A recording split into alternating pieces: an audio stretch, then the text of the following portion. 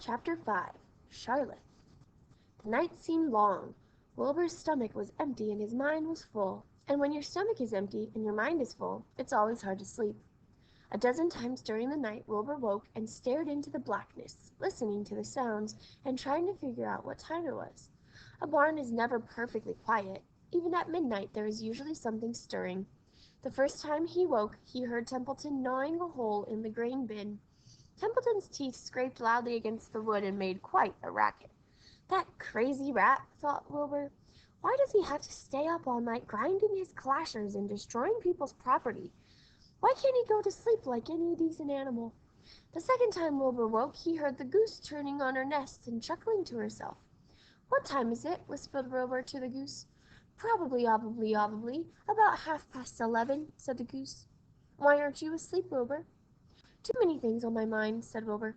Well, said the goose, that's not my trouble. I have nothing at all on my mind, but I've too many things under my behind. Have you ever tried to sleep while sitting on 8 eggs? No, replied Wilbur. I suppose it is uncomfortable. How long does it take a goose to hatch an egg? Oh, how long does it take a goose egg to hatch? Approximately 30 days, all told, answered the goose. But I cheat a little. On warm afternoons, I just pull a little straw over the eggs and go out for a walk. Wilbur yawned and went back to sleep. In his dreams, he heard again the voice saying, I'll be a friend to you. Go to sleep. You'll see me in the morning. About half an hour before dawn, Wilbur woke and listened. The barn was still dark. The sheep lay motionless. Even the goose was quiet. Overhead on the main floor, nothing stirred. The cows were resting. The horses dozed. Templeton had quit work and gone off somewhere on an errand. The only sound was a slight scraping noise from the rooftop where the weather vanes swung back and forth. Wilbur loved the barn when it was like this, calm and quiet, waiting for light. Day is almost here, he thought. Through a small window a faint gleam appeared. One by one the stars went out. Wilbur could see the goose a few feet away. She sat with head tucked under a wing. Then he could see the sheep and the lambs. The sky lightened. Oh, beautiful day! It is here at last. Today I shall find my friend. Wilbur looked everywhere. He searched his pen thoroughly. He examined the window ledge, stared up at the ceiling, but he saw nothing new. Finally he decided he would have to speak up. He hated to break the lovely stillness of dawn by using his voice, but he couldn't think of any other way to locate the mysterious new friend who was nowhere to be seen. So Wilbur cleared his throat. Attention, please, he said in a loud, firm voice. Will the party who addressed me at bedtime last night kindly make himself or herself known by giving an appropriate sign or signal? Wilbur paused and listened. All the other animals lifted their heads and stared at him. Wilbur blushed, but he was determined to get in touch with his unknown friend. Attention, please, he said. I will repeat the message. Will the party who addressed me at bedtime last night kindly speak up? Please tell me where you are, if you are my friend. The sheep looked at each other in disgust. Stop your nonsense, Wilbur, said the oldest sheep. If you have a new friend here, you are probably disturbing his rest, and the quickest way to spoil a friendship is to wake somebody up in the morning before he is ready. How can you be sure your friend is an early riser? I beg everyone's pardon, whispered Wilbur. I didn't mean to be objectionable. He lay down meekly in the manure facing the door. He did not know it, but his friend was very near, and the old sheep was right. The friend was still asleep. Soon Lurvy appeared with slops for breakfast. Wilbur rushed out, ate everything in a hurry, and licked the trough. The sheep moved off down the lane. The gander waddled along behind them, pulling grass.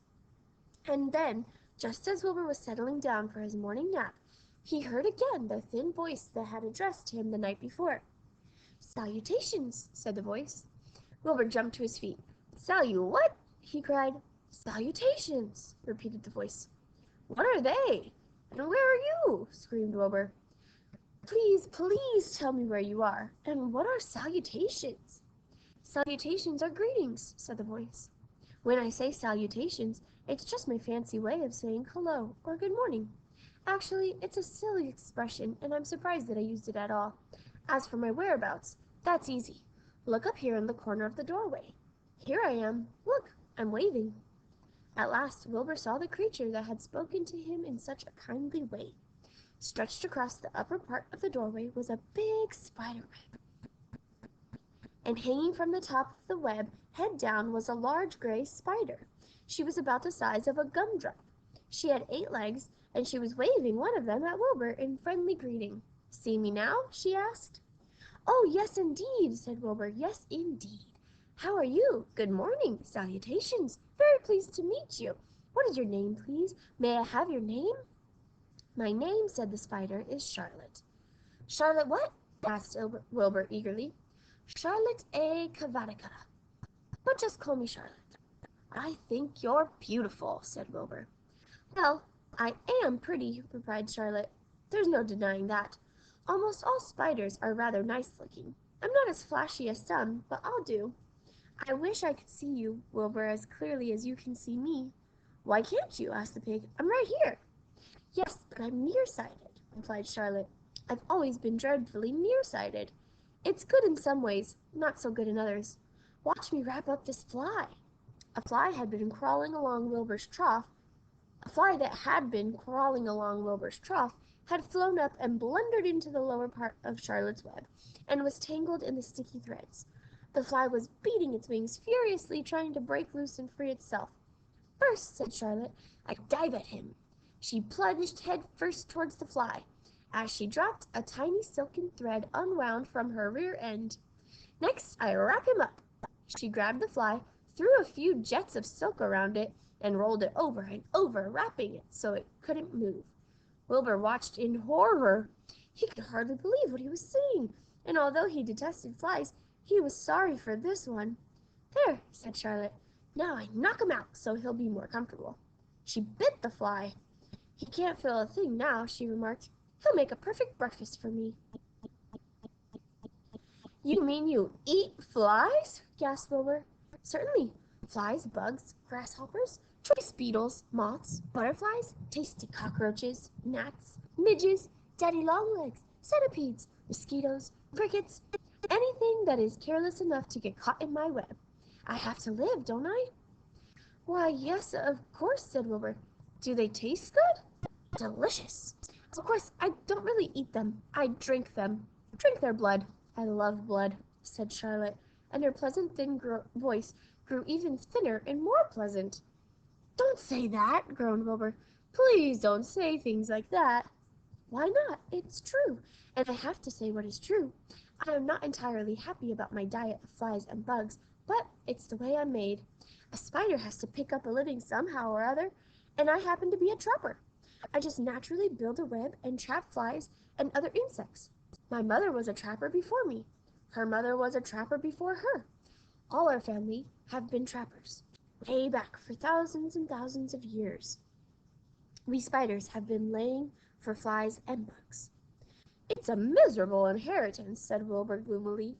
He was sad because his new friend was so bloodthirsty.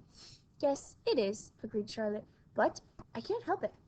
I don't know how the first spider in the early days of the world happened to think up this fancy idea of spinning a web, but she did, and it was clever of her, too. And since then, all of us spiders have had to work the same trick. It's not a bad pitch, on the whole." "It's cruel," replied Wilbur, who did not intend to be argued out of his position. "Well, you can't talk," said Charlotte. "You have your meals brought to you in a pail. Nobody feeds me. I have to get my own living. I live by my wits. I have to be sharp and clever, lest I go hungry. I have to think things out, catch what I can, take what comes. And it just so happens, my friend, that what comes is flies and insects and bugs. And furthermore," said Charlotte, shaking one of her legs, "do you realize that if I didn't catch bugs and eat them, bugs would increase and multiply and get so numerous that they'd destroy the earth, wipe out everything?" "Really?" said Wilbur. "I wouldn't want that to happen. Perhaps your web is a good thing after all." The goose had been listening to this conversation and chuckling to herself. "There are a lot of things Wilbur doesn't know about life," she thought. "He's really a very innocent little pig. He doesn't even know what's going to happen to him around Christmas time. He has no idea that Mr. Zuckerman and Lurvy are plotting to kill him." And the goose raised herself a bit and poked her eggs a little further under so that they would receive the full heat from her warm body and soft feathers. Charlotte stood quietly over the fly, preparing to eat it. Wilbur lay down and closed his eyes. He was tired from his wakeful night and from the excitement of meeting someone for the first time. A breeze brought him the smell of clover, the sweet-smelling world beyond his fence. Well, he thought, I've got a new friend all right, but what a gamble friendship is. Charlotte is fierce, brutal, scheming, bloodthirsty, everything I don't like. How can I learn to like her, even though she is pretty and, of course, clever?